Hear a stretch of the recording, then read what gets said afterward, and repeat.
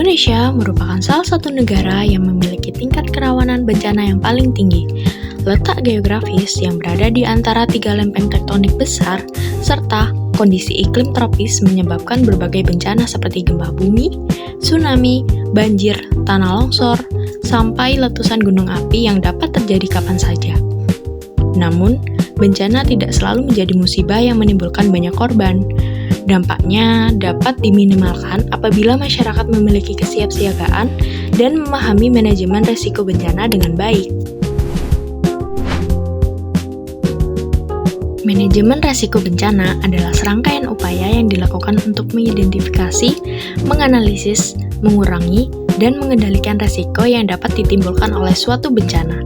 Tujuan utamanya bukan hanya memberikan penanganan ketika bencana terjadi, tetapi juga mempersiapkan masyarakat sejak dini agar mampu menghadapi ancaman bencana secara efektif. Persiapan ini mencakup peningkatan pengetahuan, penyusunan rencana evakuasi, penguatan kapasitas masyarakat, hingga pembangunan sistem peringatan dini yang dapat membantu mengurangi dampak bencana. Dengan persiapan yang baik, dampak bencana dapat dikurangi, korban jiwa bisa diminimalkan, kerusakan dapat ditekan, dan proses pemulihan setelah bencana juga menjadi lebih cepat.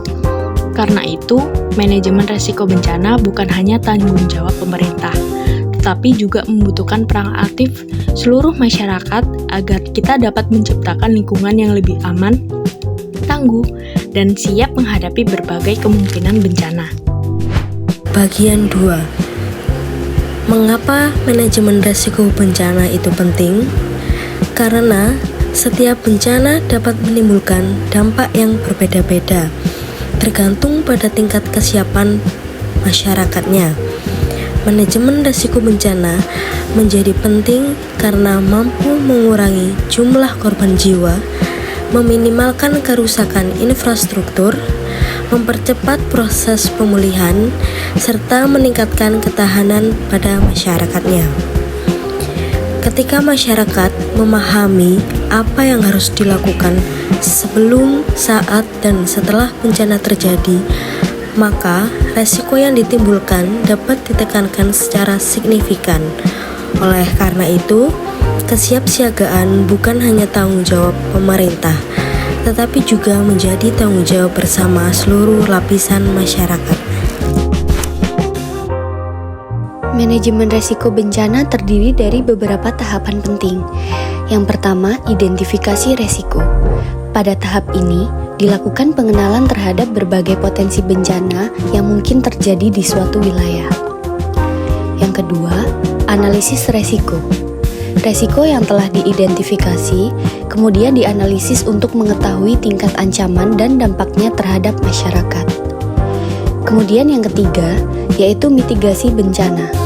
Mitigasi dilakukan untuk mengurangi kemungkinan terjadinya kerugian seperti pembangunan infrastruktur tahan bencana, penghijauan daerah rawan longsor, dan edukasi masyarakat. Yang keempat, kesiapsiagaan. Tahap ini mencakup pelatihan evakuasi, penyediaan jalur evakuasi, serta penyusunan rencana tanggap darurat. Dan yang kelima adalah respons dan pemulihan. Setelah bencana terjadi, dilakukan penanganan darurat, bantuan kemanusiaan, rehabilitasi, dan rekonstruksi agar kehidupan masyarakat dapat kembali normal. Sebagai mahasiswa dan generasi muda, kita memiliki peran penting dalam mendukung upaya pengurangan risiko bencana.